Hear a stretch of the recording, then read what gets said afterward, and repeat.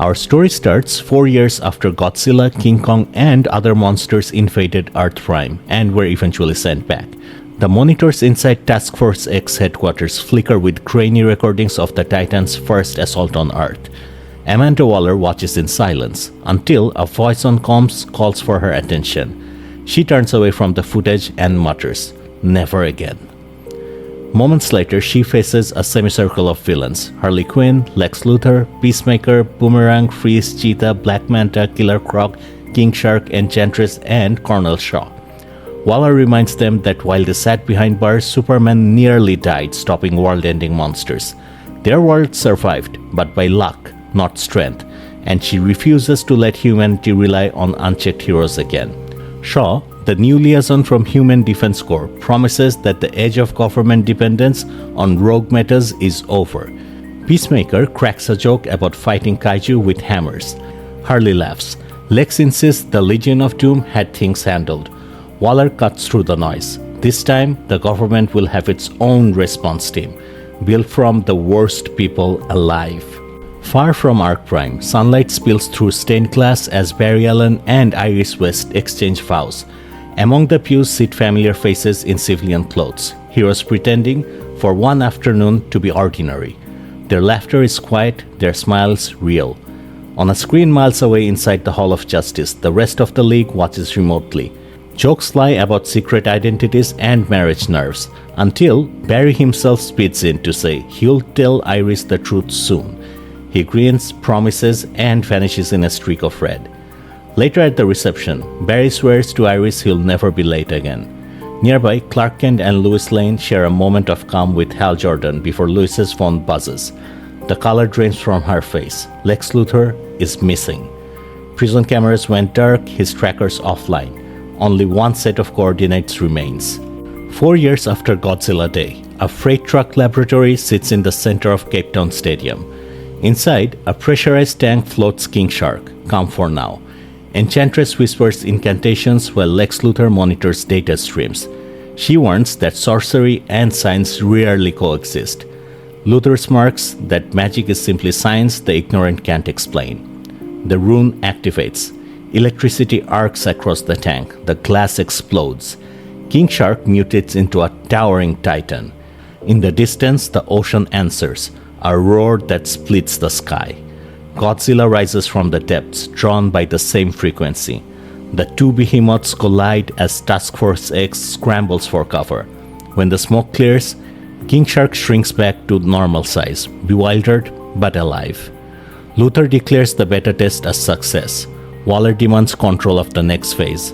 Shaw disagrees, his voice cold.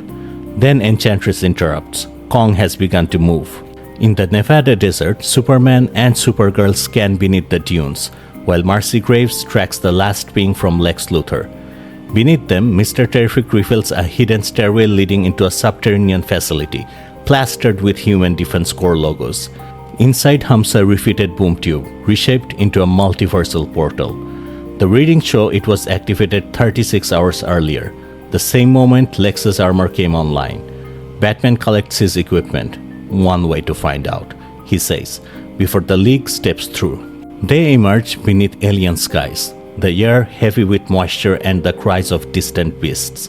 Supergirl's eyes widen. She's been here before. Skull Island, she says.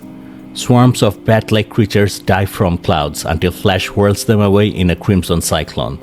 The ground trembles with a deeper rhythm.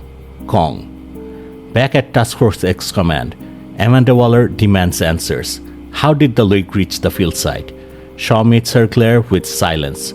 She accuses him of sabotage. He calls her obsolete. The gunshot is sudden. Waller falls. I am Colonel Leland Lafayette Shaw III, he announces, and I'm taking command of Task Force X. While Shaw consolidates power, Kong pounds his chest atop a mountain, challenging the intruders. The League kneels to show submission, but the gesture fails. Kong leaps, fists raised. His strike is intercepted by something even larger, a titan-sized killer Croc. The two monsters tear into each other as the heroes scatter. Batman watches from the new Batmech. Superman realizes Luthor's signature in the radiation saturating Croc's body. Supergirl tries to calm Kong and is swatted from the sky. Croc sinks his teeth into Kong's shoulder. The ape answers with a crushing blow that silences him. The League gathers around the fallen villain. Superman listens. No heartbeat. Croc's corpse shrinks back to human size, proof that the Titan effect isn't permanent. Wonder Woman notes that whatever changed him traces directly to Godzilla's energy. Superman focuses his hearing. I can hear Lex Luthor's heartbeat, he says. He's on this island. Far below, in the luminous caverns of Hollow Earth, Shaw pilots a prototype ship while Lex reviews telemetry. Superman streaks through the tunnels, following the sound only he can hear. He drops into the craft's windshield. Luthor, Mercy Graves is looking for you. The ship halts. Lex smiles. He admits amplifying his heartbeat to lure Superman here. Don't think I didn't notice you're not quite so godlike on this earth, he says. A blast of emerald lightning erupts, Enchantress binding Superman in chains of magic. Around them appear Giganta, Cheetah, Peacemaker, and Boomerang. Chaos fills the cavern. Giganta rips apart the Batmake. Flash drops Enchantress with a blur of motion but takes a bullet graze to the head. Peacemaker laughs until Batman's kick silences him. Superman frees himself, checks Flash's pulse.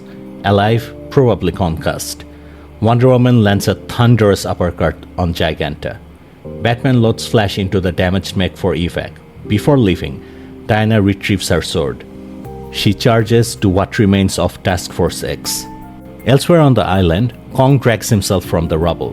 Supergirl approaches cautiously, apologizing for striking him earlier and appealing to the protector she once knew. The ape studies her, then knocks her from the air again and turns away. Kara dusts herself off, wryly muttering, "Let's call it even." A telepathic pulse suddenly flashes through her mind. Diana is in danger. She rockets skyward. We'll finish this later, Kong. At a nearby Monarch outpost, Mr. Freeze grumbles about cleaning up everyone else's mess. Black Manta orders him into the vehicle. Peacemaker's team needs backup. Freeze complains, threatens, and climbs aboard anyway. The transport disappears into the jungle, unaware of the shadow moving above. Batman, silent, tracking them through the canopy. Deep below, rivers of lava paint the cavern walls red as Superman flies through the inferno. Lex, I know you're here. I can hear your heartbeat, louder than anything else. A green blur slams him from behind. Lex hovers in his armor, energy crackling. He explains that this realm radiates a form of power harmless to humans, but poisonous to Kryptonians. Here, there is no sunlight, and even Superman's cells are starving. When Clark accuses him of experimenting on Titans, Luthor waves it off. Focus, Superman. You've got a bigger problem, big as the sun, because there is none down here. The ground convulses. From the mist rise enormous simian shapes, Hollow Earth Titans, ancestral kings of the monsters. Superman steadies himself, heat vision flickering weakly. Looks like we both have big problems. And that's it. If you enjoyed the video, please like and subscribe, and comment your favorite moment down below. I'll see you next time on Superhero Explained.